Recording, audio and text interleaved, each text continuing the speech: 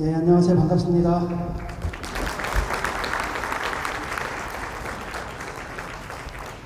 제가 부탁을 받은 주제는 무엇인가인데, 솔직히 저도 모르겠더라고요. 지금 진보가 뭔지. 가만히 생각해 봤는데, 요즘 이제 진보가 뭔지 저 자신도 좀 모르게 됐습니다. 여러 가지 이유가 있겠지만은 제가 진보라고 생각했던 그 사람들이 제가 아는 그 진보가 아니었던 이런 충격들도 있었죠. 크게 보면 이제 두 가지인데, 하나는 이제 민주당이라는 세력들, 나름대로 제가 뭐 진보라고 부르지 않았지만 개혁적이라고 불렸던 그 세력 자체가 거의 가치의 관점에서는 몰락을 해버렸죠. 그래서 타락하고 부패한 세력임이 드러났고요. 그래서 당 자체가 수구화돼 버렸고, 조국 사태, 그 다음에 윤미향 사태, 그 다음에 최근에 일어난 추미애 사태라, 그 다음에 수많은 여러 가지 사건들이 있죠. 이걸 통해 가지고 이 사람들이 과거에 알고 있었던 진보적인 세력이 아니구나, 이미 수구화됐구나, 기득권화됐구나, 주류화됐구나, 이게 드러나 버린 겁니다. 그러니까 두 가지, 우리 사회에 활력을 주었던 산업화 서사라는 것도 아주 오래전에 종언을 고했고, 그 다음 그걸 대체했던 민주화 서사라는 것도 종언을 고했고, 다시 말하면 우리 사회를 이끌어왔던 두 개의 위대한 이야기가 종언을 고한 상태입니다. 그 다음에 이제 어디로 나아가야 할지 사회가 잘 모르는 상태에 있는 거죠. 제가 요즘 하는 그 진보의 개념은 뭐냐면 이런 겁니다. 우리가 옛날에 그 소수자일 때는 뭐라고 얘기를 했냐면, 새는 두 날개로 난다라고 얘기를 했어요. 그때는 이제 우리가 조금 우리가 무슨 얘기만 하면 저쪽에서 뭐 빨갱이니 아니면 좀 주사파니 아니면 종북이니 이렇게 비난을 했죠. 그래서 우리가 뭐라고 했냐면, 아니다, 이 사회에는 좌도 필요하고 우도 필요하고 두 날개로 날아야지 사회가 건강할 수 있다, 이렇게 얘기를 했는데, 재밌게도 저 사람들이 딱 집권한다면 자기들이 했던 그 말을 지키질 않잖아요. 오로지 한 날개만 있으면은 이쪽 날개를 죽여야지 뭐가 되는 것처럼 한 날개를 죽이려고만 하지, 두 날개로 난다, 자기들이 얘기했던 그 말 자체를 배반해버렸던 것 같습니다. 그래서 저는 제가 갖고 있는 문제의식은 바로 그거예요. 그래서 저는 몇 가지를 하는데, 첫 번째가 바로 뭐냐면은 민주당의 성격이 변했습니다. 지금의 민주당은 옛날에 김대중, 노무현 당시의 민주당이 아닙니다. 뭔가 이상하게 전체주의 정당 비슷하게 성격이 변해버렸습니다. 아마 여러분들도 굉장히 뜨악하다는 느낌을 받을 거예요. 저 사람들이 하는 얘기가 도대체 구사하는 언어 자체가 이상하죠. 일종의 사회 방언이 되어버린 겁니다. 보통 사람들이 이해할 수 있는 영역을 떠나가지고 완전 이상한 얘기를 하고, 우리로서는 이해할 수 없는, 예를 들어가지고 증거 인멸이 아니라 뭐라고 합니까? 증거 보정이라든지, 그 다음에 블랙리스트가 아니라 뭐라고 그래요? 체크리스트라고 한다라든지, 이쯤 되면 언어 자체가 소통이 좀 안 되는 거죠. 저 사람은 상당히 이상해졌습니다. 그래서 하나의 목표는, 제가 민주당을 비판함으로써 너희들 지금 잘못된 길을 걸어가고 있다. 당신들이 얘기하는 그 민주주의라는 것은 우리한테 익숙한, 또 우리 헌법이 보장하는 자유민주주의가 아니라 거기서 상당히 벗어나 있다. 당신들이 운동권 시절에 얘기를 했던 그 민중민주주의 또는 그 인민민주주의, 그런 속성이 너무 강하다, 그것은 상당히 위험하다, 이걸 경고를 하는 거죠. 그래서 민주당을 견제함으로써 그 다음에 그들이 잘못된 길로 걸어가고 있음을 보여줌으로써 그들을 견제해서 그들이 과거의 그 리버럴한 정당, 자유주의적 정당으로 돌아올 수 있게끔 도와주는 것, 이게 요즘 제가 주로 하는 일이고요. 두 번째는, 왜 이런 사태가 벌어졌을까?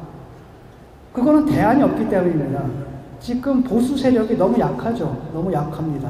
그러다 보니까 저 사람들이 막 나가는 거거든요.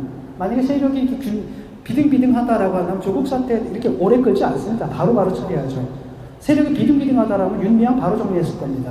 세력이 비등비등했다고 한다면 추미애 그냥 바로 정리했을 겁니다.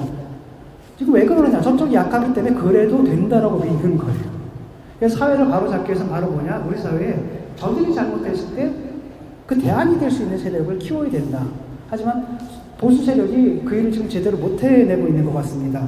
그래서 국민의힘이 좀 건전한 보수, 합리적인 보수, 그 다음에 대안을 가진 보수로 거듭날 수 있도록 도와주는 일, 때로는 저도 비판도 하고 때로는 도와주는 그 일을 하고 있고요.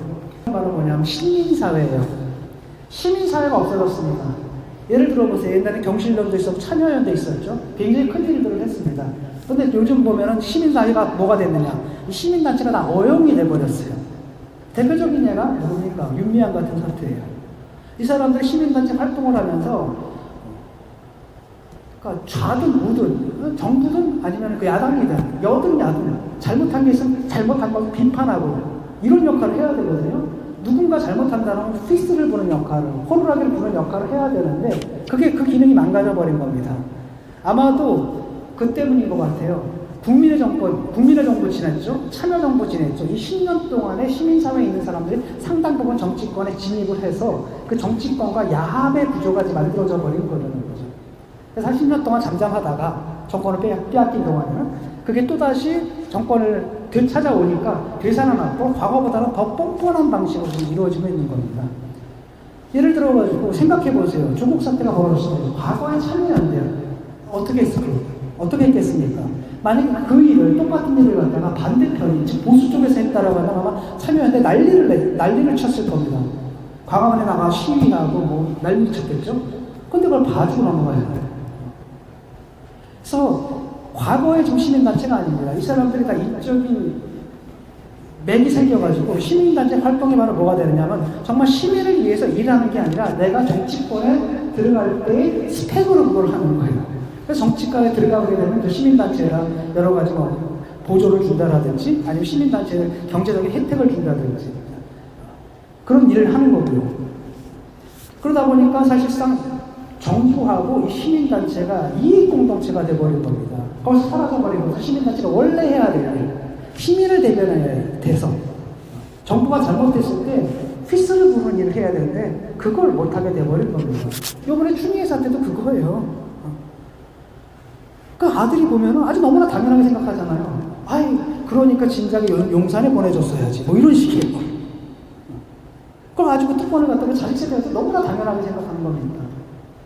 아니, 애가 아니잖아. 24살짜리 먹은 애가 왜 부대에 전화를 갖다 못해요? 아니면 에크모를 끼고 있나요? 그걸 왜 보좌관을 시켜요? 뻔한 거 아니겠어요?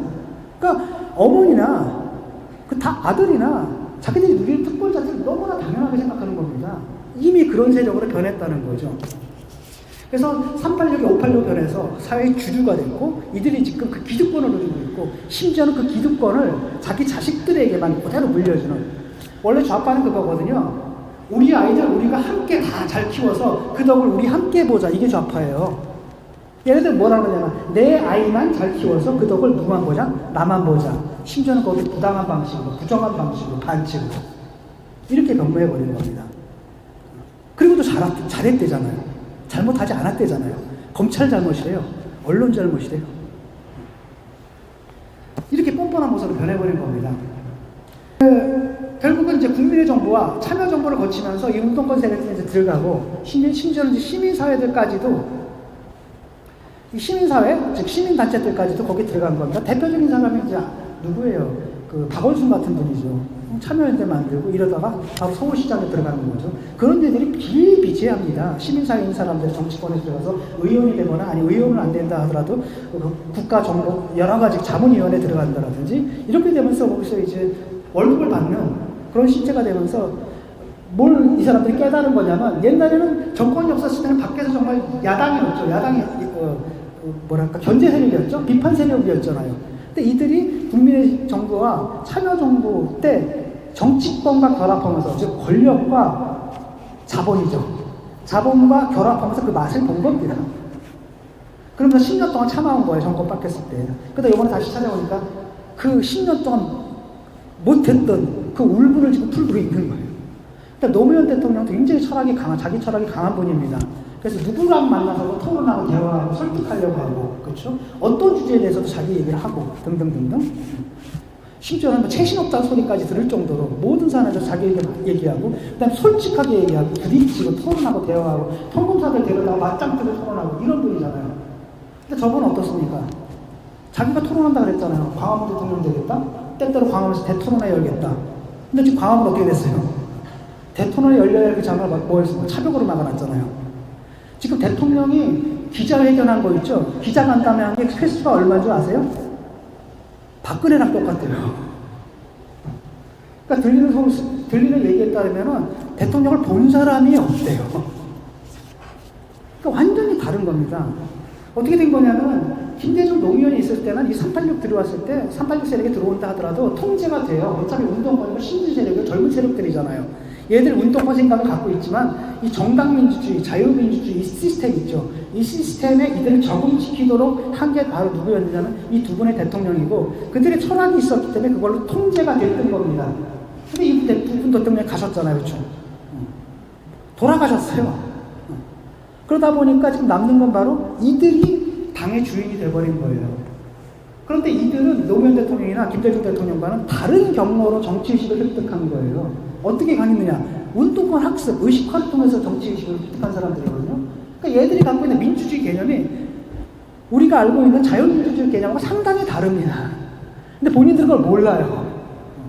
자기들이 생각하는 그게 진짜 민주주의라고 믿는 그런 사람들이거든요. 그러다 보니까 지금 여러 가지 사달이 나고 있는 겁니다. 이제 통제가 안 됩니다. 왜? 이들이 바로 주류가 된 거예요. 그걸 대표적인 인물이 바로 이해찬이죠. 근데 이해찬이 하는 거 보면 하는 짓을 보게 되면은 그냥 운동권 선배 같아요. 의원들이 딱 있으면 의원 하나하나가 바로 헌법기관이잖아요. 함구해! 그럼 쫙 함구합니다. 손들어! 그럼 다 손들어요. 거수기. 이렇게 돼버린 거죠. 옛날하고 이제 다르답니다. 옛날에는 그래도 정당하면 맨날 아주 오랫동안 듣지 못하는 얘기가 있을 거예요. 듣지 못하는 표현. 옛날 신문 보면 맨날 나오는 게 당의 주류, 비주류 얘기가 나왔어요. 주류가 어쩌고 저쩌고 비주류 얘기. 그렇죠. 근데 이 당에는 주류도 없고요. 주류도 없고 비주류도 없고요. 하나의 류만 있습니다. 당이 일색화되어 버린 거죠. 다른 목소리 내는 사람이 가끔 있죠. 개인적으로. 금태섭 같은 사람 쳐내버립니다. 조홍천 같은 사람 그냥 폭탄 던져요. 뭐라고 얘기하냐. 내부 총질러, 내부에서 총질하는 놈들, 배신자 이런 프레임도 만들어버리거든요. 이게 정상적인 민주주의 국가의 정당의 모습이 아닌 거죠. 그럼 왜 그러느냐면은 이 386 세대가 정치 철학이 애초에 그렇게 생겨먹은 거예요. 그러니까 20년 동안 자유민주주의 체제 내에서 의원 활동하고 정당 활동을 했음에도 불구하고 아직까지도 뿌리 깊은 그런 자기들이 애초에 정치의식이 운동권 의식화로부터 이게 형성이 됐기 때문에 거기서 잘 벗어나지 못하는 것 같습니다.